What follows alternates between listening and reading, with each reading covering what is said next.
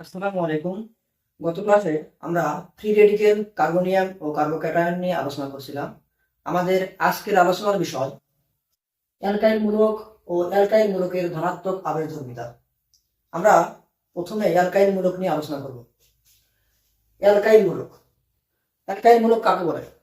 Alkane থেকে একটা হাইড্রোজেনকে অপসারণ করলে যেই মূলকটা অবশিষ্ট থাকে তাকে বলা হয় অ্যালকাইল মূলক। আমরা জানি অ্যালকেনের সাধারণ সংকেত CnH2n+2।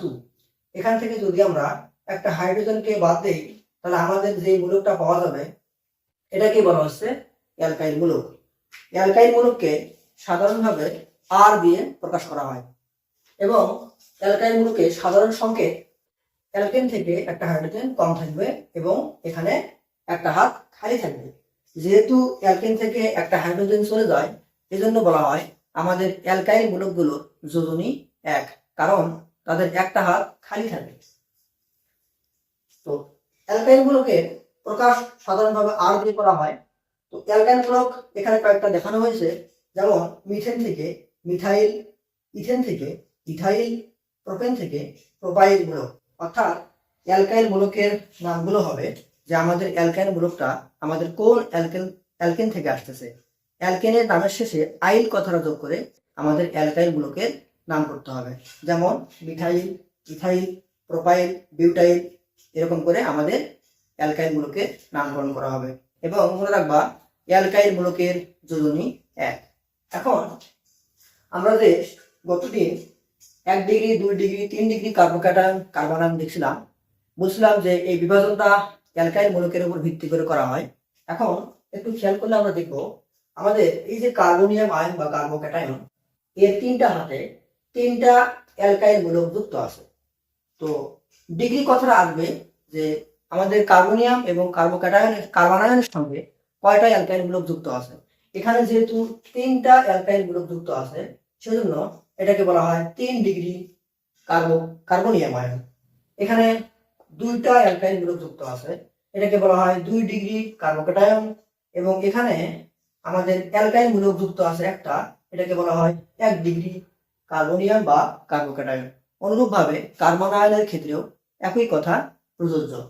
এখন আমরা আলোচনা করব যে আমাদের অ্যালকাইল মূলকের ধনাত্মক আবেগধর্মিতা। ধনাত্মক আবেগধর্মিতা এই কথাটার মানে কি? ধনাত্মক আবেগধর্মিতা এই কথাটার মানে হচ্ছে পজিটিভ হওয়ার ইচ্ছা। অর্থাৎ এই জন্য আমি দুটা কাজ করতে পারি। কি? আমার নিজের ভিতরে যে ইলেকট্রনগুলো আছে এগুলো আমি কাউকে দিতে পারি, অথবা আমি পজিটিভ চার্জকে আকর্ষণ করতে পারি। তো আমাদের অ্যালকাইল গ্রুপগুলো যেটা করে সেটা হলো তাদের নিজের ভিতরে যে ইলেকট্রনগুলো আছে এগুলো সে কাউকে দিয়ে নিজে পজিটিভ হওয়ার ইচ্ছা পোষণ করে। সেজন্যই বলা হয় অ্যালকাইল মূলকের একটা বিশেষ ধর্ম যে এরা পজিটিভ হওয়ার ইচ্ছা পোষণ করে। এই বিষয়টাকে বলা হচ্ছে অ্যালকাইল মূলকের ধনাত্মক আবেগজনিতা। অর্থাৎ আমাদের অ্যালকাইল গ্রুপগুলো অন্যের দিকে ইলেকট্রন ঠেলে দেয়, এর মাধ্যমে সে নিজে পজিটিভ হওয়ার ইচ্ছা পোষণ করে। এখন এই বিষয়টা আমরা এই দুটা সেটের সাহায্যে বুঝবো। একটু খেয়াল করি, আমাদের এখানে যে অ্যালকাইল মূলকটা যুক্ত আছে এটাকে বলা হচ্ছে মিথাইল মূলক। তো এই তিন হাতে তিনটা হাইড্রোজেন এবং যে হাতটা খালি ছিল সেখানে আমরা ধরলাম যে এখানে একটা জেড নামের একটা মূলক কানেক্টেড। এখন আমরা জানি যে আমাদের এই কার্বনের তড়িৎ ঋণাত্মকতার মান 2.5 এবং হাইড্রোজেনের তড়িৎ ঋণাত্মকতার মান 2.1। তো তড়িৎ ঋণাত্মকতার পার্থক্যের কারণে আমাদের কেন্দ্রীয় কার্বন পরমাণু সে এই বন্ধনজোড় ইলেকট্রনগুলোকে নিজের দিকে টান দিল। তো এখানে আমাদের কেন্দ্রীয় পরমাণু কার্বন সে তিনটা বন্ধনের হাইড্রোজেন নিজের দিকে টানবে। এর ফলে আমাদের এই কেন্দ্রীয় কার্বন পরমাণুতে ইলেকট্রন ঘনত্ব বেড়ে যাবে। যখন ইলেকট্রন ঘনত্ব বেড়ে যাবে তখন এই কার্বন তার হাতে জেড নামের যে মূলকটা কানেক্টেড তার দিকে ইলেকট্রন ঠেলে দেবে। এখন আমরা 2 নম্বর চিত্রে ইথাইল, এখানে ইথাইল মূলক আঁকানো হয়েছে। এই ইথাইল মূলকের সঙ্গে জেড নামের আরেকটা মূলক কানেক্টেড।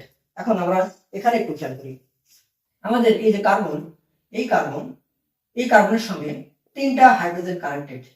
আমাদের এই কার্বন তিনটা বন্ধনে ইলেকট্রন নিচের দিকে টান দিবে। যখন এখানে তিনটা বন্ধনে ইলেকট্রন জমা হবে তখন এই কার্বন 2 নম্বর কার্বনের দিকে ইলেকট্রনগুলো ঠেলে দেবে। 2 নম্বর কার্বন সে তার নিজের সঙ্গে যুক্ত 2টা বন্ধনের ইলেকট্রন টানতেছে, আবার 1 নম্বর কার্বনের 3 বন্ধনের ইলেকট্রন পাইতেছে। অর্থাৎ আমাদের এই 2 নম্বর কার্বনের কেন্দ্রে এখন 5টা বন্ধনের ইলেকট্রন জমা হয়েছে। এখন যখন ইলেকট্রন জমা হবে তখন এই কেন্দ্রীয় কার্বন পরমাণু ইলেকট্রন ঘনত্ব বেড়ে যাবে, তখন সে আবার জেডের দিকে ইলেকট্রন পাস করবে। তো আমরা দেখতে পেলাম আমাদের অ্যালকাইল গ্রুপগুলো ইলেকট্রন পাস করে। সে কি করে? তার সঙ্গে যুক্ত বন্ধনের হাইড্রোজেন বন্ধনের ইলেকট্রনগুলো, তার সঙ্গে যুক্ত যে কার্বন হাইড্রোজেনের বন্ধনের ইলেকট্রনগুলো টান দিয়ে সে অন্যের দিকে ইলেকট্রন পাস করে। বিষয়টা কেমন?